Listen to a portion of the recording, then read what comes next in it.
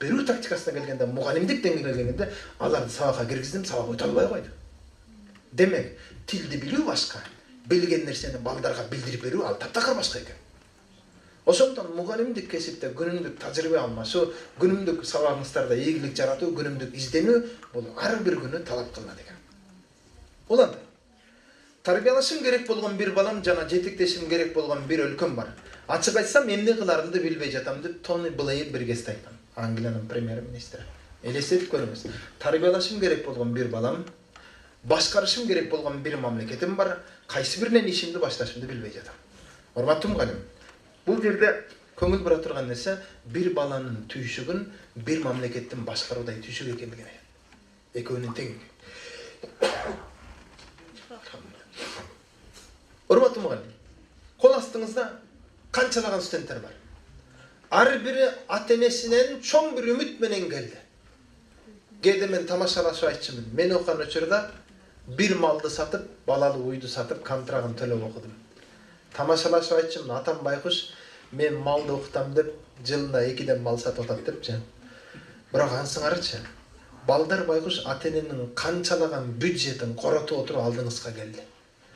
Ата-эне байкуш тиякта Оштуда же Ошгу, Ошкубосун айтор университетте балдарымды мугалим окутуп атат деген үмүт менен сиздерге үмүт артып, өзү баласын бир жылда бир көрүп болсо дагы, экономикалык таңкыс учурда дүйнөнүн кай жерине барып болсо да эптеп акча табып баласы үчүн кызмат кылып атат. Урматтуу мугалим, момундай жоопкерчиликти желкейсиз эми. Ар бир келген студенттердин адеп аклагы, жүрүш турушу, таалим тарбиясы бүтүн бардыгына сиз менен биз жооптубуз. Бир карап көрөлү. Урматтуу мугалим, олондай. Билимдин падышасы болуу үчүн окуунун кулу болуу керек. Бальзактын сөзү. Колумузда китеп окуу деген маданият алсыздыктан куура барат. Китеп окуу маданияты жок окуучуларыбызда. Мен кечегинде каникулда 10.800 сомго китеп сатып алдым. Ата-энелерге семинар берип айттым. Десем, Идрис, сенин акчаң бар да, деди бирөөсү. Мен айттым, урматтуу ата-эне, сенин акчаң бар да деген менен, сен китепке акчам жок деп шылтоо кылганың менен, бирок сенин балаңдын колундагы телефонунун баасы 15.000 сом турат. Шылтоону койгондо бүт жерден шылтоо таба беребиз. Бирок жакшылыкка изилдөөнү койсоңуз, аны бүт жерден шартты тапса болот. Урматтуу мугалимдер, бүгүн окуучулар үчүн бүтүн шарттын баары бар. Ар биринин колунда телефон, интернети менен бар. Ар биринин үйүндө мүмкүнчүлүк шарты менен бар. Шарт канчалык жеңил болгон сайын балдарыбыз ошончолук жатак болуп барат. Мурдагы сиз менен биздин өлкөдөгү изденген, бирдемкени ойлоп тапкан студенттерибиз дагы тилекке каршы азайып барат. Окуучулардын кийиниши, жүрүш турушу, демократия деп койсоң, жөн койсоң, окуучулардын жөн койсоң, билгенин кылып атат. Үйдө менин 2 жашар кызым бар. Өзүнүн эркине жөн койсом, кичинекей кезинде шым кийгиси келбейт эле. Жаш бала, шым кийгиси келбейт, жалаңач жүргүсү келет да. Могу жерге жат десең жатпай, лилөлүмгө, муздак жерге барып жабышып жаткысы келет. Бала дейм билгенин кылгысы келет. Жок, аны кичине эркелетип алып келип, тарбиялап, болбосо укпаса, кичине какыш-кокуш кылып, эптеп шымын кийгизип, тарбиялап мажбурлайсың. Муну колуңуздардагы балдарда дал ошондой эле. Кайсы бир нерсени кылбай аткан болсо, демократия деп көрүнгөн нерсеге шылтоолой бербеңиздер, урматтуу мугалимдер. Демократия деп бүгүн балдарыбыз кийген кийимдери ачык-чачык кийинип келип атат. Окуучуларыбызды, балдарыбызды караңыз. Мен аларды студент деп айткандан намыстанам, тартынам. Окуучуларыбыздын колунда кармаган сумканы караңыз, бир китеп араң баткан кичинекей сумканы көтөрүп келип атат. Сиз аны студент деп карап отурасыз. Эгерде сиз менен биз талапты койбосок, сиз менен биз монондой тартипте жүр деп өзүбүз тарбияламасак, балдарыбыз билгенин кыла берет. Балдарыбыз кенен жаккан эгин талаа сыяктуу, эмнени эксеңиздер ошол чыгат. Балдарды күнөөлөй бербеңиздер. Мынандай коомчулукту күнөөлөй бербеңиздер. Ата-энесин күнөөлөй бербеңиздер. Интеллигенциянын каймагы катары шаарга айылдан бүт жерден агылып келип аткан окуучулар, студенттер сиз менен биздин кабинетибизге агылып келип атат. Анда болсо сиз менен биз тарбиялашыбыз керек. Коомдун интеллигенциянын жогорку катмары катары сиз менен биз коомчулукта ар кимди күнөөлөп отуруш сиз менен бизге уят. Мугалимдер катмарына уят. Ошондон урматтуу мугалимдер, сиз менен биз жетектеп, сиз менен биз тарбиялабасак, алар ар кимдерчи жүрө берет. Кийген кийимдеринин жукалыгынан içki kiyimlerinin tüsünden beri belgili olup kaldı studentiniz. Siz ana studentsin de karap oturasınız.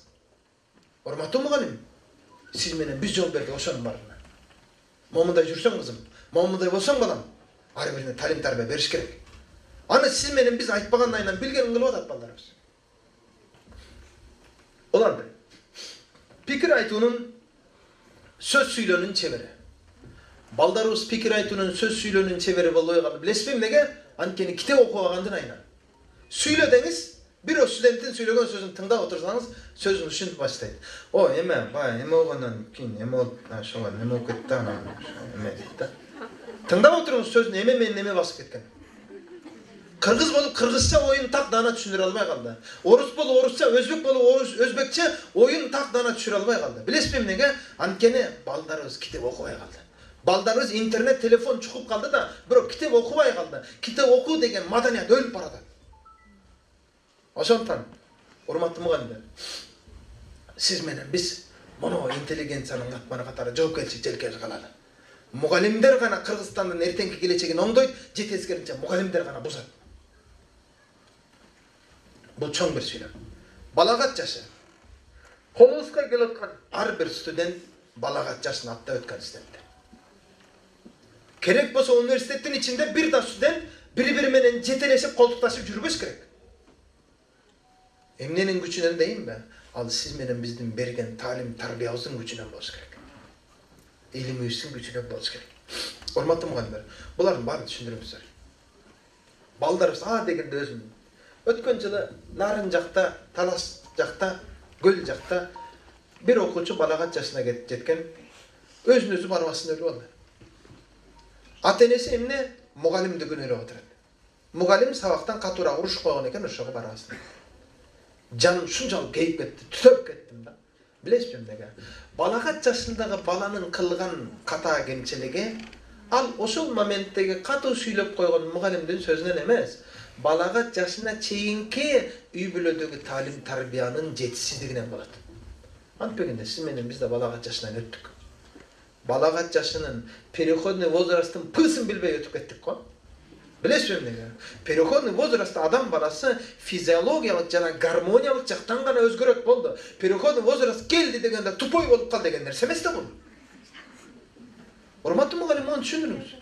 Jönököy 9. klassın balası ünü joğun çıkattır. Ço случилось dese studentin aytkan sözün qarap koy. Aga, у нас же это переходный возраст. Çoğkuna bir koyamaz переходный возраст. Hormatly mugallim. Düşündürüңүz. Переходный возрастын okuga açkanda tesesi yok. Studentlerin barına düşündürüңүzдөр. Biz aytабыз, demokratiya deyiz, başka deyiz da, birok demokratiyasının tığısını özü düşüngön jokpuz. Ballarыбыз bunu düşüngön jok.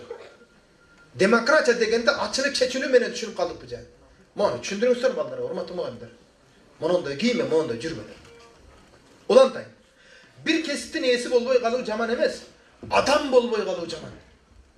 Mono süйлөмдү bir жақсылап ойлонуп көрөм. İlgeri